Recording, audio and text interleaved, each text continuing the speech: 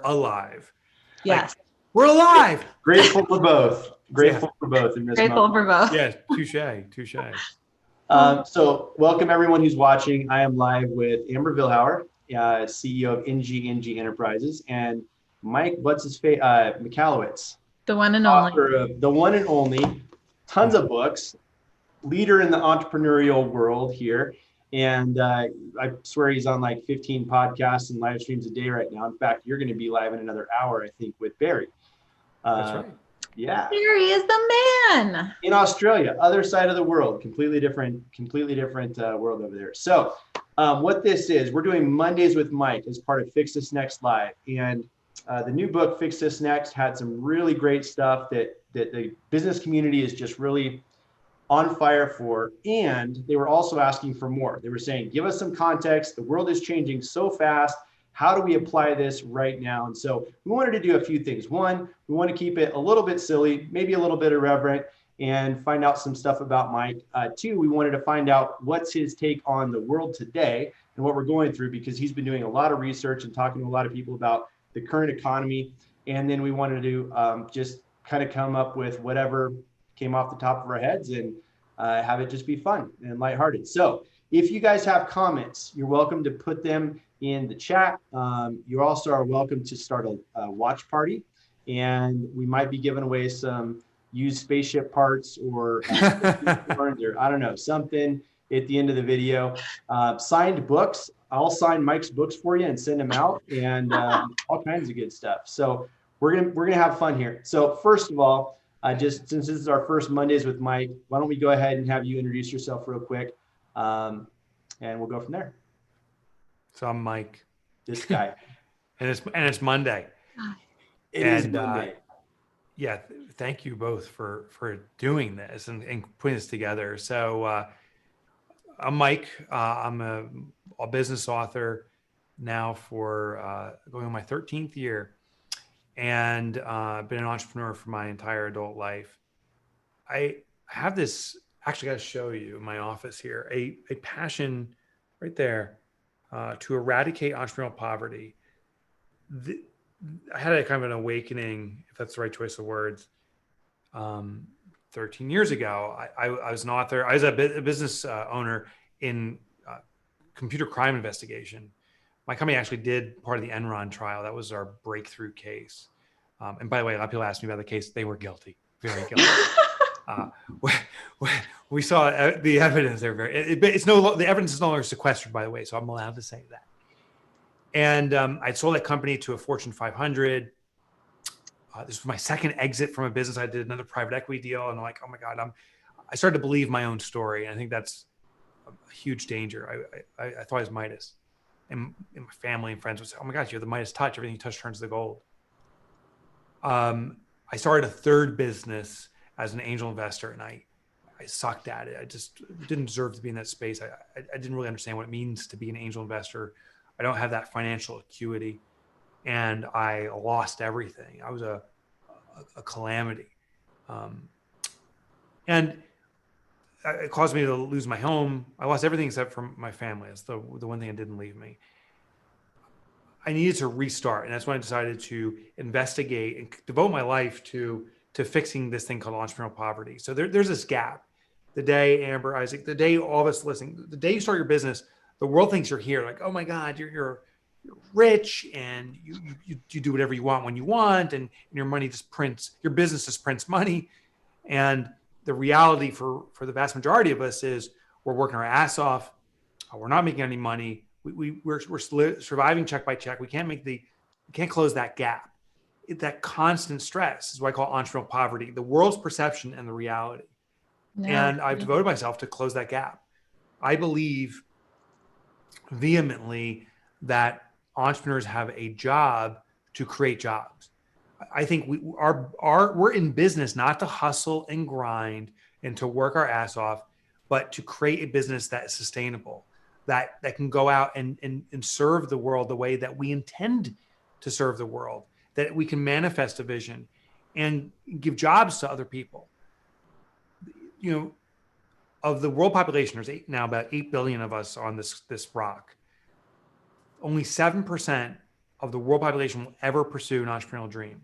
93% are looking for jobs to work for people.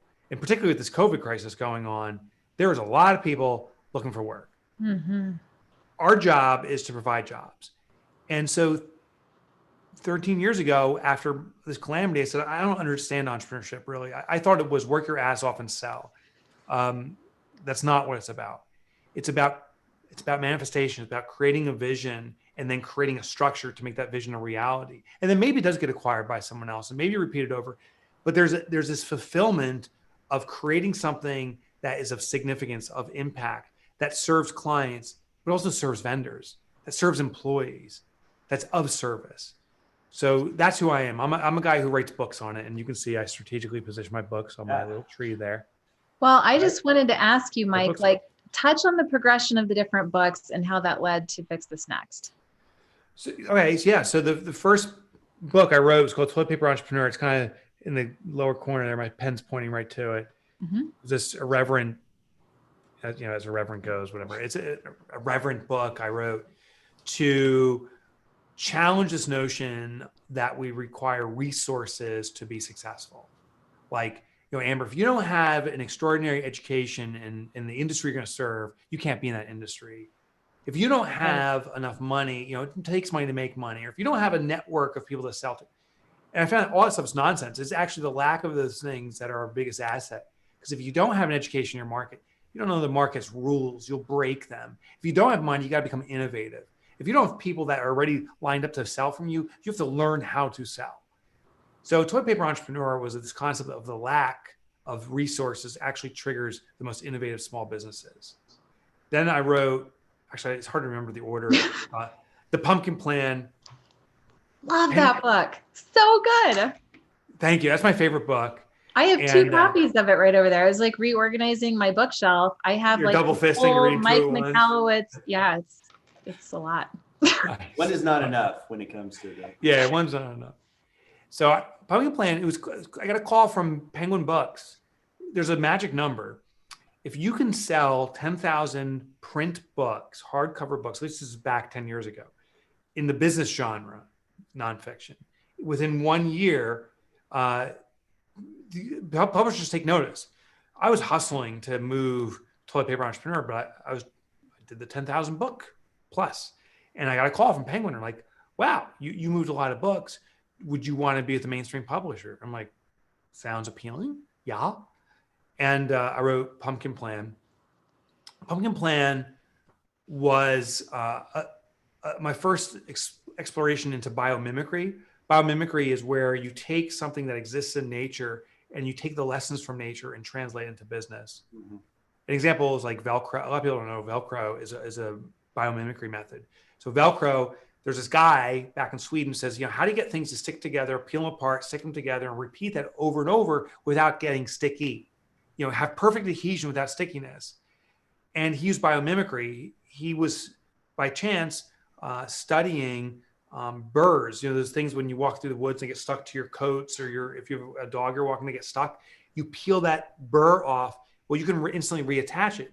He put it under a microscope and saw that they had this hook system that attached to fur. And that's why Velcro is a hook and fur system, biomimicry. Well, the concept of Pumpkin Plan is nature's figured out a way to grow things organically, very quickly, very healthily, and you can kind of tweak a few things in the growing process to really cause it to be explosive. Well, how does this translate to business? So the Pumpkin Plan is about how pumpkins grow, but particularly colossal pumpkins, and translated that. And then just going fast forward, then I wrote Profit First was actually the third book I wrote, but I wrote a self-published edition of it. The reason is my publisher said, no one wants another accounting book. And I'm like, this ain't a freaking accounting book. This is a way to become profitable. They're like, that's accounting. And I'm like, that's what accounting is not. The one thing accounting tells us not to do is be profitable. This is the antithesis. It's like anti-accounting. But they didn't get it. And I appreciate that because there's this whole belief that profit comes last, profit comes last. When I said profit comes first, they didn't get it. And I self-published it, and they literally called me, and not the first words, but basically the first words out of the editor's mouth was, oops, we're wrong. People do need this book. We'd like to acquire it from you. So they bought the book, and I've been with Penguin ever since. doing every book. And I wrote another book, Surge, Clockwork, Fix This Next. I think that's it. Yep. And I have a new book deal called Different is Better that we just got signed last month, and I've started writing that. Excellent.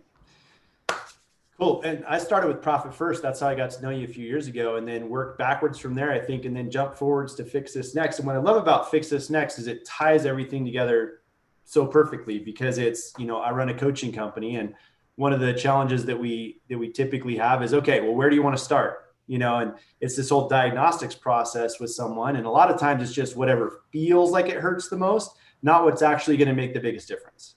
Right. So it's, oh, my finger's bleeding, but I'm having a heart attack right now. That's what's going to kill me, but I'm focused on this. So with a lot of entrepreneurs, they need a system to be able to, and with the coaches, with the advisors that you have, you need a system to be able to triage quickly and say, okay, we're going to get down to the thing that's going to kill your business the fastest if we don't fix it. And then we'll go from there. So it's brilliant putting that system, that triage system, into a book with then here are some simple steps to take that part of your business forward.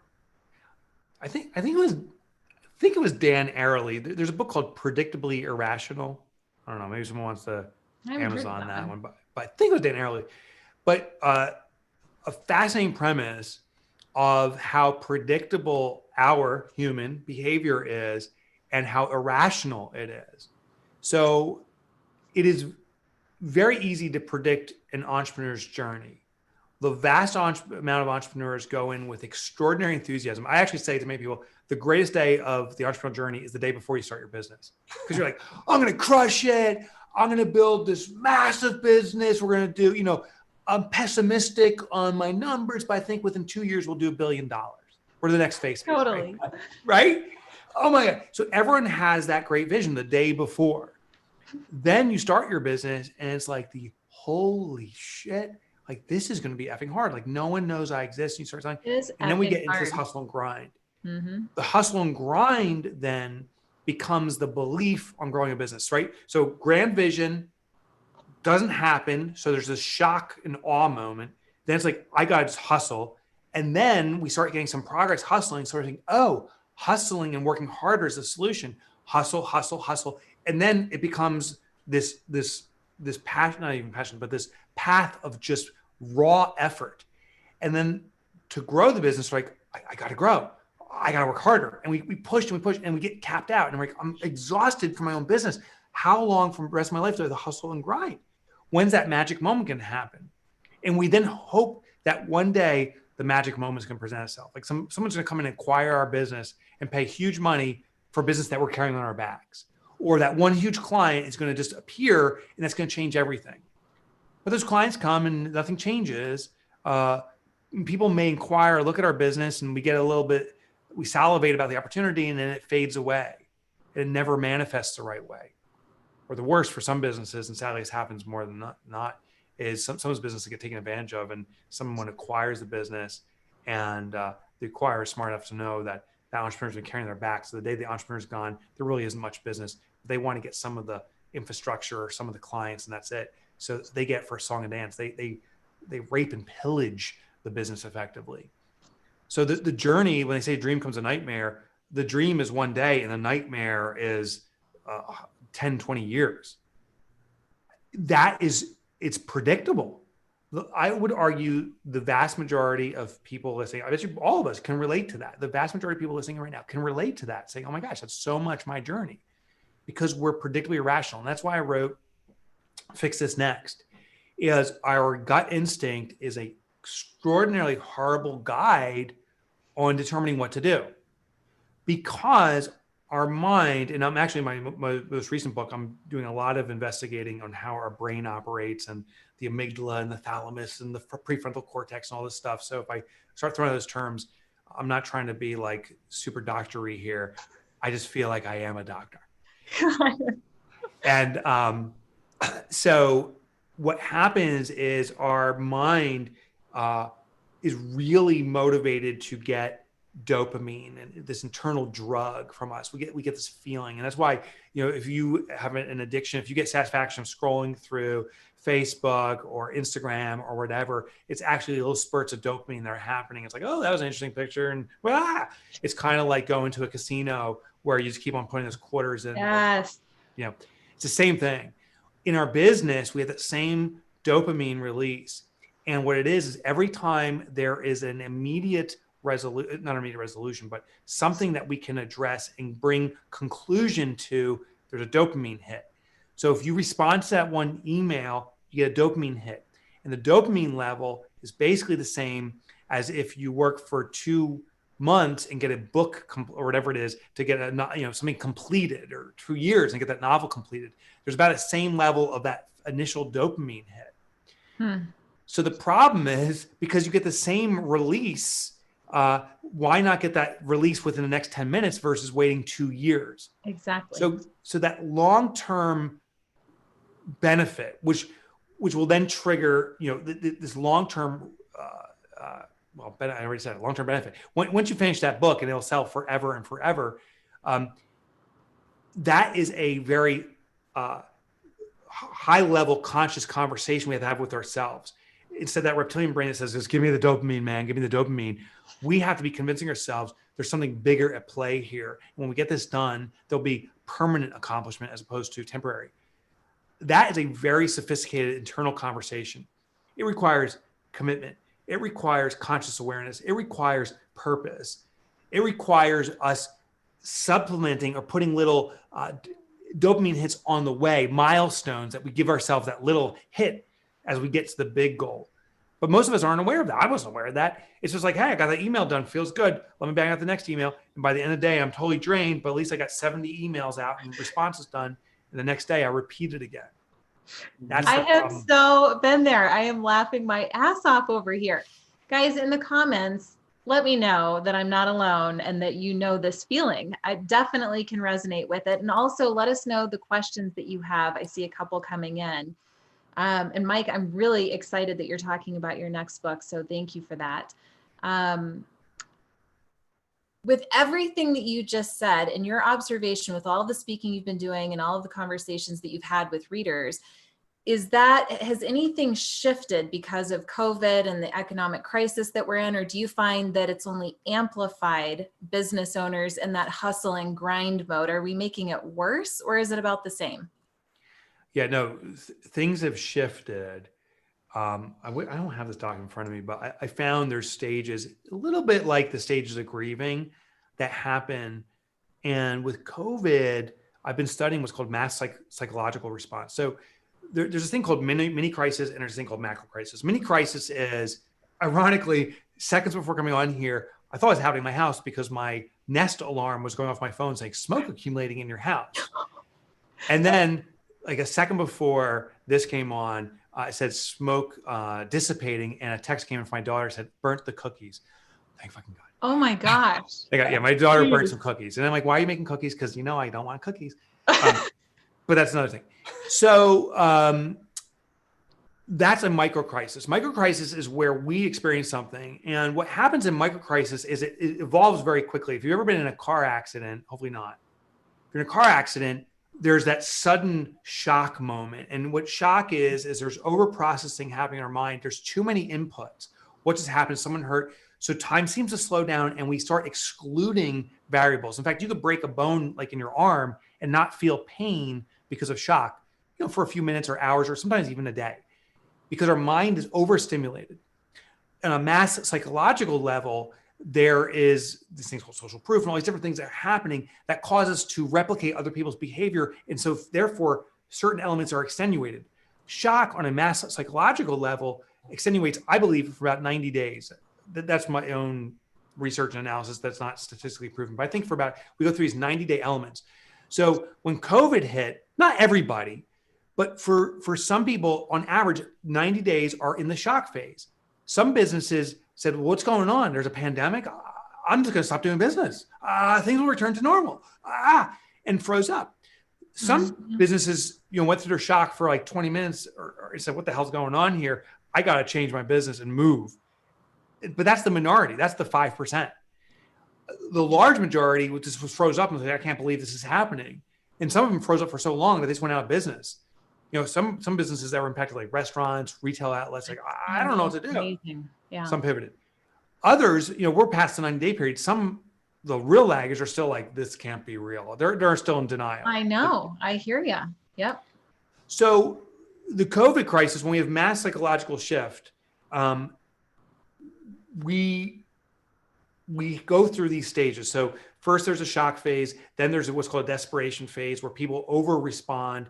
Then there's evaluation where we start really actually considering what's going on, but some go into analysis paralysis. Others evaluate it's working and start making shifts. Then there's deliberate action. Deliberate action is where we leverage what is working in the new normal and adjusting it. And then we go into a surge period. The surge period of economic crisis happens every single time. I say now every economic crisis at a very surface level, but back to 1929, which was the Great Recession, or the Great Depression, triggered by change in economic standards to a gold standard. And then there was this Wall Street collapse in 1929. We go into this kind of spin out. Every single crisis, that depression, every recession since, the businesses that came out of that the strongest were small businesses. Small businesses became the new big business. Mm-hmm. And so 2008 was the Great Recession. I think 2020 is the Great Reinvention, right? So business is being reinvented. Like consumer demand is new. Things will not be how they were. There's going to be a new wonderful standard, but there will be a new one. Mm-hmm. Small businesses, the three of us and everyone listening in, we're riding jet skis where our big brother competitors out there, the Hewlett Packards and the Facebooks and the Googles, they're on tanker ships. Like for them to shift is going to be really difficult. So we're going to see the Great Reinvention, which I believe we're in now over the next 2-3 years, an explosion of new business ideas leveraged by small businesses. And there's going to be a lot of new standard, juggernauts that were small businesses today that will be coming out of this in the next 2-3 years. So the next 10 or 20 years are going to be businesses you've never heard of because they're small businesses. That's what I think has changed. And that's what we're going to be experiencing out of this crisis. We got 3 questions. If we just rapid fire them to you. 1, how long did it take you to write Fix This Next? 5 years. I can't pinpoint the exact, it was 4.5 or 6, but on average, it takes me 5 years to write a book. But people always go to me, but Mike, you produce, you write a book every 1.5 or 2 years. You got a new book you're working on now. How can it take 5 years, but you write them in 1.5 years? Is that some kind of, voodoo science?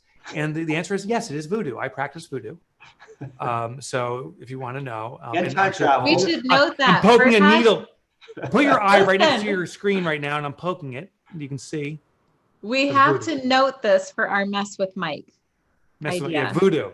Get a little voodoo. We're trying to mess with you a little bit, Mike. And start sticking needles in it. Yeah. Okay, so the people on our team in the chat right now will explain what Mess with Mike is. We're doing something a little crazy. Each one, we'll see if the viewers can pick up on it. Mike, we'll see if you can pick up on the way that we're trying to mess with you during this show, just to make it really fun and interesting. You haven't caught on to it so far. Yes, we both wore vests. Yeah, we both wore vests. But we're messing with you in a different way right now, too. So okay. just to keep you guessing. I love it. I love the vest. Oh, shameful that I'm not wearing a vest. So, next question. Mary asked, she said, I read your book. I love it. I love what you have to say about taking a 4-week vacation and creating order in your company. How long did it take you to build up to that level? When is your first 4-week vacation? And I just feel compelled to finish the final answer. Yeah. So yes, in regards to writing a book, in writing a book it takes me 5 years. I write books simultaneously. So I'm writing 3 books right now. That's how I do. That's the hack. So in regards to the vacation, I had to build to it. I actually document it in Clockwork. I just returned from a 2-week vacation, which is ultimately also a test for my business. Full disconnect. I didn't talk to anyone. I was not connected. I was off of communication tools like Voxer and all this stuff. Just a total disconnect. The idea of a 4-week vacation is if you can remove yourself for 4 consecutive weeks from a business while your business is operating and continues to grow in your absence, there's probably little to no dependency on you, because most businesses experience all elements of a business in 4-week cycles. So to build it, what you do is you take a 1-week vacation, disconnect from your business, and return and see what problems present themselves. And there will be problems. And those are the things you need to fix. Then you leave again and you come back and say, what's not working? What breaks? The goal is not the vacation. Like I don't care if you go to Bermuda or whatever you do. The goal is the extraction from the business. The problem with leaving a business for 1 week is many people do what I call the cram and scramble, meaning up to the day before they're leaving, the minute before they're leaving, it's like, I gotta get more work done. I'm gonna get as much work done and compressed in. I'm gonna cram it all in before I leave just to bridge me. And then when they're away, they pray nothing happens. And then when they return, the second they get back to work, they start scrambling to cover any work that was there. That cram and scramble is not a business that can operate itself. That's not a saleable business. That's a business that still hinges upon you. You're just playing a game, a time flow game. So it's when we start building out blocks like 2 or 3 weeks, we start building longer blocks of absence where you have to build systems. You have to have cross redundancy of your linchpin workers and so forth. So it took me a good 2 years of building, about 18 months, to really build to a 4-week vacation. And by the way, when I went on my 4-week vacation, I didn't come back and everything was hunky and dory. There was problems. My team, though, felt empowered and was to the point where they took those problems on. They didn't resolve them the way I would have, but they resolved them. In some cases, they resolved them in a better way. The best thing wasn't dependent upon me. I think that's an important note too, is that they never become empowered and they never get to flex their resourceful muscles if we don't let them, right? If we're always solving all the problems, it's like the kids that we're always feeding them and then tying their shoes and stuff when they're 17 years old. You know, it's like at some point they need to learn to do stuff for themselves and become self-reliant. We had another comment, actually a couple comments about Amber's background. People really love your flowers. They think it's awesome. Isn't that as a rocking background? Yeah, totally. Yeah. Well, I tell people this is how I feel on the inside. And when I found it on Amazon, people around me thought maybe it was like a little too much because it was definitely brighter and bigger than anything I'd had before, but it felt right to me. And so I think that for all of you business owners out there, you're transitioning into a virtual environment. One tip is make sure that your environment empowers you and inspires you. When you're staring at a screen all the time, I get to look at this all the time. And my reality is it's exciting because of that. So thank you for making that comment, guys. Totally. I don't know how much time we have left because I know you're a man on a really tight schedule. So just to let everyone know who's watching right now, the whole point of this is to get insight from Mike in real time, week by week, on what's going on and how to apply the systems and the tools that he's got. We're also going to have, Amber and I are going to go on Wednesdays and Fridays and have interviews with other people that are influencers that have gone through the Fix This Next process or coached on the Fix This Next principles or just love the book, or Mike. I think he has a great beard, things like that. We're going to talk about beards probably at one of these. We'll find a whole group of people with great beards and talk about beards. But we're going to have Wednesdays and Fridays live, and then we're going to have Tuesdays and Thursdays will be recorded stuff.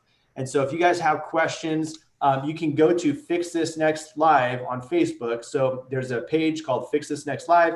Go there just to keep up to date on everything that's going on. We're also on some other channels right now, but we really appreciate, Mike, again, I don't know how much time you have left. Really appreciate you being on for this. Every Monday, we're going to have Mike, except maybe a couple Mondays where he's traveling. Well, thank you. Yeah, unfortunately, I split for a few minutes to do an interview. In Australia, from your home. In Australia, nonetheless. Yeah. Cool. Yeah. You know, it's funny. So when I came back from my last 4-week vacation, I do one every week now, December 7th to January 7th. I came back and Kelsey, our president of our company, said, we have a job for you. I said, what is it? She goes, just be our spokesperson. She goes, we got it. We got it. But get out there and just do interviews. And it's my passion is writing and sharing, hopefully empowering folks. So I do a lot of interviews. And when you have a Kelsey, you can do that. Kelsey's amazing. Kelsey's oh my God. Oh my God. Love that girl. Kelsey, yeah, it's funny. I came back from a 2-week vacation. I was away. We have a new employee. I come in. Now we have to do it virtually. I'm like, oh, hey. Her name is Marixa. And Marixa is a technologist. And we need to enhance some of our technology here. And she's like, oh, we recruited someone, we brought someone on board, and meet your new colleague. I'm like, hey. And she goes, oh, what do you do for Kelsey? Awesome. And her first question is like, oh, what do you do for Kelsey? I said, oh, I'm the spokesperson. I hired Kelsey originally. You did? Because I heard Kelsey runs the show. And she does. So it was kind of cool. It was very cool. So Jimmy wants to know, and are you a football fan, Mike? Oh my God, huge. I could go on and on about football. What team? Well, college football, Virginia Tech Hokies. And just to prove it out, there's my helmet. Just to go crazy. I played sports in college. This is my original helmet. This you may not recognize. This is not a football helmet from 1960, by the way. This is a lacrosse helmet from 1960. No, from 1990. So back from, that was my look. Yeah. So I love college. He's a Patriot. He won a Super Bowl with Tom Brady and those guys. So, you know, you may or may not like Jimmy at this point, but he really wants to know what kind of beard balm you use. Oh, yeah. I'm using beard oil. I don't know. It's not working. I could use some insights here. I don't even know the name of it, but it's a little vial. You do your drop or two and you kind of rub it in. This isn't working. It's getting unwieldy. It's really getting unwieldy. So on the side there. I'll message on the side here. It's a little bit like a Civil War general, I think. So, and they didn't have. If anyone has a musket, you know, black powder musket, I'm in the market. It's probably just some. So we need beard balm recommendations in the comments so we can feed them over to Mike. He has a problem. We will help you solve that problem. And every week we're here for you, man. And we'll just see what's working, and then whatever works best. Yeah, you know what I should do? Remember there was some commercial where they kind of split. I think it was a shampoo, but down the middle, one size, one shampoo. I'll do like a beard balm and like this froth. I'll look like this. How's this? How's this look? Like that's there it is. That's the new look. There it is. It is. Yeah. It looks like I have a growth on my face.